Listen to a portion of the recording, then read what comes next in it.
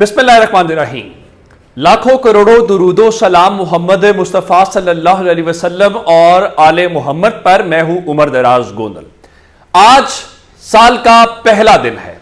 اور آج اسلام آباد سے کچھ بڑی خبریں آئیں۔ پاکستان تحریک انصاف کے وکلاء نے اور پاکستان تحریک انصاف کے جو لوگ ہیں انہوں نے آج محنت کی، چونکہ اس کی وجہ یہ ہے کہ الیکشنز کو لے کے پچھلے چند دنوں کے اندر جو تماشا پاکستان کے اندر لگایا گیا ہے کیمروں کی موجودگی میں دھڑلے کے ساتھ، اس چیز کو لے کے بہت سوال ہوئے۔ اس کی وجہ یہ تھی کہ قاضی فائز عیسیٰ صاحب نے کہا تھا کہ یہ ڈسٹرکٹ ریٹرننگ افسران جو انتظامیہ سے لیے جا رہے ہیں اس کے اوپر کیا مسئلہ ہے، اور انہوں نے تحریک انصاف کو باقاعدہ جھاڑ پلائی تھی، غصہ کیا تھا۔ تو جب ان ریٹرننگ افسران کے دفاتر سے لوگ گرفتار ہوئے، کاغذات نامزدگی چھینے گئے، تو لوگوں نے بڑا جائز سوال اور کنسرنز کا اظہار کیا کہ قاضی فائز عیسیٰ صاحب جو ہیں وہ اب ایکشن کیوں نہیں لے رہے۔ ایون لوگوں نے کہا کہ یہ قاضی فائز عیسیٰ صاحب کے لگائے گئے ڈسٹرکٹ ریٹرننگ افسران ہیں، انہوں نے یہ کیا ہے۔ اب جناب جب آپ کے اوپر یہ سب کچھ آئے اور پھر آج سہیل وڑائچ کے مضمون کے ذریعے یہ کہا جائے کہ پی سی او آ جائے گا، مارشل لا آ جائے گا، اس کے ذمہ دار بھی قاضی فائز عیسیٰ صاحب خود ہوں گے، پھر وہ انصار عباسی کے مضامین ہوں یا باقی جہاں جہاں سے سب کچھ ہو رہا ہے، لوگ کھل کے اب بات کر رہے ہیں کہ جی اگر عدالتوں نے یہی روش برقرار رکھی، ان کو وہ ریلیف دیتے رہے تو پھر وہ اس چیز کو لے لیں۔ لیکن پھر لوگ یہ بھی کہہ رہے ہیں کہ اب اسٹیبلشمنٹ اور جو عدلیہ ہے ان کے درمیان ایک نئی محاذ آرائش شروع ہونے والی ہے، کیونکہ اسٹیبلشمنٹ ہر صورت پی ٹی آئی کو الیکشن سے باہر رکھنا چاہتی ہے، جبکہ عدلیہ اپنے آپ کو ایک کندھے کے طور پہ استعمال نہیں ہونے دینا چاہتی۔ کچھ ابھی لوگ ریزسٹ عدلیہ کے اندر کر رہے ہیں، اگر وہ مینج نہ ہوئے تو پھر الیکشن نہیں ہوگا، اگر وہ مینج ہو گئے تو پھر الیکشن ہوگا۔ یہ سینہ بسینہ چلتی ہوئی باتیں ہیں، لیکن اب بڑے صاحب کے دماغ کو گھومنے والی بات ہے۔ ایک لاپتہ افراد کے حوالے سے قاضی فائز عیسیٰ صاحب نے ایک درخواست جو ہے اس کو سماعت کے لیے مقرر کر دیا ہے۔ پہلی خبر یہ ہے، جو بڑی خبر ہے، ظاہر آپ جانتے ہیں کہ ان چیزوں کو لے کے بہت حساس معاملہ ہے۔ اس وقت اسلام آباد کے اندر جو بلوچ مظاہرین ہیں وہ موجود ہیں، اور ایون اسلام آباد ہائی کورٹ نے جس طریقے سے بڑے سخت ریمارکس دیے اور کہا کہ مظاہرین کو دشمنوں کی طرح ٹریٹ نہ کیا جائے۔ پھر غریدہ فاروقی جیسے لوگ، ان لوگوں نے جا کے جو گند وہاں پہ ان کے ساتھ کیا ہے، دیکھیے اس سے بڑی بات کیا ہوگی کہ اگر کوئی بھی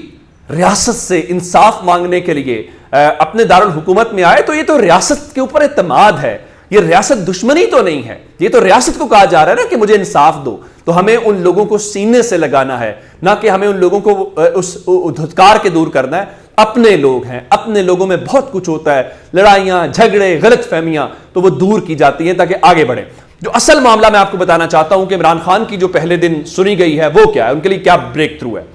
چونکہ وہ کہتے آئے ہیں کہ دیکھیں جناب یہ ریٹرننگ افسران جو ہیں یہ گڑبڑ کریں گے۔ قاضی فائز عیسیٰ صاحب نے بٹھایا منصور علی شاہ صاحب کو، جسٹس طارق مسعود صاحب کو، اور کہا نہیں یہ آپ لوگ غلط کر رہے ہیں، آپ جمہوریت کو ڈی ریل کرنا چاہتے ہیں۔ ایون جو عمیر نیازی ہیں ان کے حوالے سے نوٹس جاری ہو گیا۔ آج پاکستان تحریک انصاف کے جو وکیل شعیب شاہین صاحب ہیں وہ گئے رجسٹرار کے پاس اور انہیں کہا کہ آپ ہماری جو درخواست ہے اس کو سماعت کے لیے مقرر کریں۔ ہم نے توہین عدالت کی ایک درخواست جو ہے وہ سماعت کے لیے مقرر کی ہوئی ہے۔ تو شعیب شاہین صاحب نے بتا دیا تھا کہ دیکھیے ہماری رجسٹرار نے ہمیں یقین دہانی کرائی ہے کہ وہ سماعت کے لیے مقرر ہو جائے گی، آج ہوتی ہے یا کل ہوتی ہے لیکن ہو جائے گی۔ تو بالآخر تحریک انصاف کے وکلاء کی وہ کاوشیں کامیاب ہوئی ہیں اور پاکستان تحریک انصاف اس درخواست کو مقرر کروانے میں کامیاب ہو گئی ہے۔ اب اگر وہ مقرر ہو گئی ہے تو اس کا مطلب یہ ہے کہ پھر وہاں پہ سوالات اٹھیں گے اور ان سوالات کے حوالے سے ہی چیزیں ہوں گی کہ کون جو ہے وہ کیا اس کو کہتے ہیں کہ وہاں پہ کس نے کیا کیا ہے۔ پھر عثمان ڈار کی والدہ والا واقعہ بھی ہوگا، باقی کاغذات چھیننے والی چیزیں بھی ہوں گی، جس طرح سے عمر ڈار کو لے کے لاہور ہائی کورٹ آج بار بار کہہ رہی آئی جی کو پیش کریں، ابھی تک پیش نہیں کیا گیا۔ اب اس حوالے سے پاکستان تحریک انصاف کے وکلاء کہہ رہے ہیں کہ درخواست تو فکس کر دیا گیا ہے، اب ہم امید کرتے ہیں کہ اس حوالے سے ہماری جو شکایات ہیں وہ بھی ازالہ کیا جائے گا، اور اس حوالے سے جو 3 رکنی بینچ ہے وہ جسٹس قاضی فائز عیسیٰ نے بنا دیا ہے، جس کے اندر چیف جسٹس قاضی فائز عیسیٰ خود بیٹھ رہے ہیں، اس کے علاوہ جسٹس محمد علی مظہر ان کے ساتھ بیٹھ رہے ہیں، اور جسٹس مسرت ہلالی بھی بینچ کا حصہ ہے۔ کیا ہی اچھا ہوتا ویسے قاضی فائز عیسیٰ صاحب نے جس طرح اس دن سینئر ججز کے اوپر مشتمل 3 رکنی بینچ تھا جس میں قاضی فائز عیسیٰ صاحب خود تھے, ان کے ساتھ جسٹس طارق مسعود صاحب تھے, ان کے ساتھ جسٹس منصور علی شاہ صاحب تھے, تو میرے خیال سے ان کو یہی بینچ بنانا چاہیے تھا تاکہ تاثر جاتا کہ جس بینچ نے ان ریٹرننگ افسران کے حوالے سے کیا وہی بینچ اب جو شکایات ہیں جو ان ڈسٹرکٹ ریٹرننگ افسران کے ہوتے ہوئے جو کچھ ہوا ہے ان کو بھی سن رہا ہے, تو ذرا ایک بہتر جو وہ کیا کہتے ہیں چیزیں, اس کا ایک میسج جو ہے وہ بڑا اسٹرانگ میسج جاتا. لیکن چلیے اگر قاضی فائز عیسیٰ صاحب جو ہے وہ یہ کام کر بھی رہے ہیں تو چلیں اس کو اچھی بات ہے, اور پاکستان تحریک انصاف کے لیے یہ ایک خوشخبری ہے. اور اب چونکہ یہ جو ریٹرننگ افسران ہے, یہ ڈسٹرکٹ ریٹرننگ افسران ہے جہاں سے یہ چیزیں کنٹرول کی جا رہی ہیں, جہاں ان انتخابات کا اصل کنٹرول روم ہے, میرے خیال سے قاضی فائز عیسیٰ صاحب کچھ ضرور ایسا کریں گے, ورنہ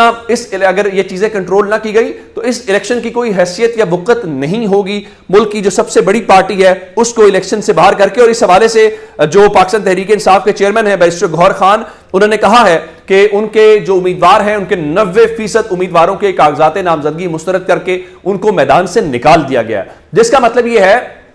کہ آپ پاکستان تحریک انصاف کو مائنس کر کے الیکشن کروانا چاہتے ہیں تو پاکستان تحریک انصاف کو مائنس کرنے والا الیکشن تو بہرحال اس کو الیکشن آپ نہیں کہیں گے. تو انہوں نے تو ایون سپریم کورٹ سے از خود نوٹس لینے کا مطالبہ کیا ہے, لیکن چلیے اگر سپریم کورٹ نے از خود نوٹس نہیں بھی لیا تو اس درخواست کو سماعت کے لیے مقرر کر کے سنوائی تو ہوگی, کم از کم تحریک انصاف اپنا بتا تو سکے گی, اور ہمیں اس سے ایک اور کلیئرٹی آئے گی کہ قاضی فائز عیسیٰ صاحب جو کہہ رہے ہیں کہ الیکشن 8 فروری کو کرانے ہیں, جو کہہ رہے ہیں کہ پتھر پہ لکیر ہے, سمجھ آئے گی کہ وہ صرف ایک خانہ پوری کرنا چاہتے ہیں کہ جی الیکشن 8 فروری کو ہو جائے ان کے دور میں, یا وہ الیکشن کی جو اصل روح ہے یعنی شفافیت کے ساتھ اس کے تمام جو سٹیک ہولڈرز ہیں اس کے اندر پارٹ بنے اور قوم کو باقاعدہ حق دیا جائے, قوم کے ووٹوں سے فیصلہ ہو, نہ کہ وہ انصار عباسی والی بات کہ تحریک انصاف کو کسی صورت نہیں جیتنے دیا جائے گا, وہ والی بات نہیں ہونی چاہیے. اچھا, دوسرے نمبر کے اوپر میں آپ کو ایک اور بات بتانا چاہتا ہوں کہ کل چونکہ سپریم کورٹ جو ہے وہ نااہلی سے متعلق سنے گی, سپریم کورٹ کو کل یہ بھی فیصلہ کرنا ہے کہ لاہور کا ایک ریٹرننگ افسر جو ہے اس کو اتنا تو پتا ہے کہ عمران خان جو ہیں وہ ڈسکوالیفائی ہیں تو ان کے کاغذات مسترد کرنے ہیں, لیکن لاہور کے ایک اور ریٹرننگ افسر کو یہ کیوں نہیں پتا چلا کہ نواز شریف تاحیات ڈسکوالیفائی ہیں, اور سمجھ یہ نہیں آتی کہ جب سپریم کورٹ نے تاحیات نااہل کیا تھا نواز شریف کو اور سپریم کورٹ نے تاحیات نااہل کیا تھا جہانگیر خان ترین کو, تو ان کے تو کاغذات نامزدگی منظور ہو چکے ہیں. جب ان کے کاغذات نامزدگی منظور ہو چکے ہیں تو پھر کون سی تاحیات نااہلی کا مسئلہ ہے؟ صرف عمران خان کی اس بنیاد کے اوپر کیا گیا ہے. مجھے امید ہے کہ یہ لارجر بینچ اس چیز کو بھی دیکھے گا اور ان کے سامنے یہ پوائنٹس آئیں گے کہ آخر یہ چیز کیا ہو گئی ہے. اچھا, ایک اور بات ہے, وہ الیکشن کمیشن جو کل پشاور ہائی کورٹ میں تحریک انصاف سے بلے کا انتخابی نشان واپس لینے کا کیس لڑے گا, اس الیکشن کمیشن کو پرسوں ایک بار پھر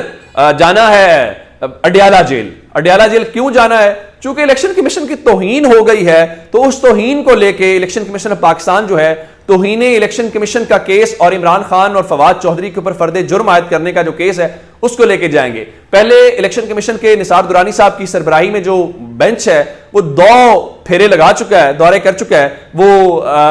عدالت اڈیالہ کے اندر, جہاں پہ 6 عدالتیں لگتی ہیں, تو وہ ان کے اوپر فرد جرم تو عائد نہیں کر سکے. اب دیکھنا یہ ہے کہ وہ فرد جرم اس بار عائد کر پاتے ہیں یا نہیں کر پاتے, تو اس کو سماعت کے لیے ایک بار پھر اس کیس کو جو ہے وہ مقرر کر دیا گیا. اچھا, ایک اور جو بڑی ڈیولپمنٹ ہے پچھلے چند گھنٹوں سے پاکستان کے اندر سوشل میڈیا کے اوپر جو ہوا ہے وہ ہے جمشید دستی سے متعلق. رات کو ایک ویڈیو آتی ہے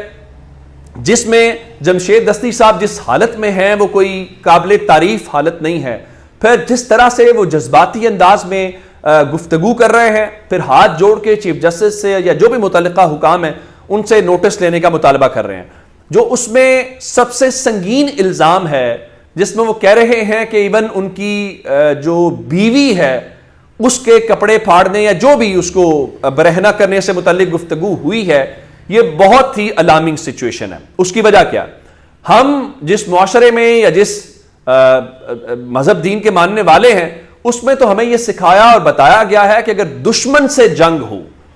تو بھی عورتوں، بچوں اور بزرگوں کو استثناء حاصل ہوگا. ان کے اوپر حملہ بھی نہیں کیا جائے گا اور ان کا تحفظ کیا جائے گا، وہ بے شک دشمن کے ہیں. اگر یہ جو وہ بات کر رہے ہیں اس میں یہ بات درست ہے تو میرے خیال سے یہ ہم سب کے منہ پہ تماچا مارنے والی بات ہے. اس کے اوپر جو متعلقہ حکام ہیں ان کو نوٹس دینا چاہیے اور اس کی واقعتاً آزادانہ تحقیقات ہونی چاہیے. اور تحقیقات کا مطلب ہے کہ اگر جمشید دستی درست بات کر رہے ہیں تو جو لوگ ملوث ہیں ان کو ایسی سزا ملنی چاہیے کہ ہم سب بہن بیٹیوں والے ہیں تو ہمیں اس کا خیال کرنا چاہیے. اگر جمشید دستی غلط بول رہے ہیں تو میرے خیال سے پھر جمشید دستی کے خلاف بھی کارروائی ہونی چاہیے، ان کی پارٹی کو بھی ان کے خلاف ایکشن لینا چاہیے. یہ مذاق نہیں ہے. میں یقین مانے جب سے سنا ہے مجھے اپنے آپ سے آنکھیں ملاتے ہوئے شرم آتی ہے کہ ہم یہ کیا اس معاشرے کے اندر کر رہے ہیں. پہلے اعظم سواتی صاحب والا واقعہ ہوا، پھر اب یہ ہوا. اس میں ایک ڈیولپمنٹ ضرور ہوئی ہے اور وہ ڈیولپمنٹ یہ ہے کہ جو ایس ایچ او تھانہ سٹی مظفر گڑھ ہے، خرم ریاض اس کا نام ہے، اس کے مطابق ہم نے جمشید دستی کی رہائش گاہ کے اوپر ریڈ نہیں کیا. منفی سیاست سے علاقے میں خوف و ہراس پھیلایا جا رہا ہے اور وہاں پہ کچھ صحافیوں کا بھی دعویٰ یہ ہے کہ جی وہ ہوا اس طرح سے ہے کہ وہاں پہ جو آفس ہے اس آفس کے اوپر کچھ ریڈ ویڈ ہوا ہے، کیونکہ جمشید دستی تو اپنی فیملی کے ساتھ کافی عرصے سے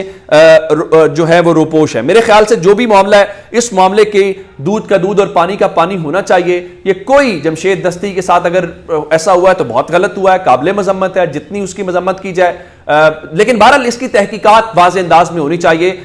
سیاست اپنی جگہ پہ، مخالفت یا کسی کا حق اپنی جگہ پہ، یہ زندہ معاشروں میں ایسا نہیں ہوتا. جاتے جاتے آپ کو صنم جاوید سے متعلق بتانا چاہتے ہیں. صنم جاوید سے آج ان کو عدالت میں پیش کیا گیا، ان کے جسمانی ریمانڈ میں توسیع ہوئی ہے تو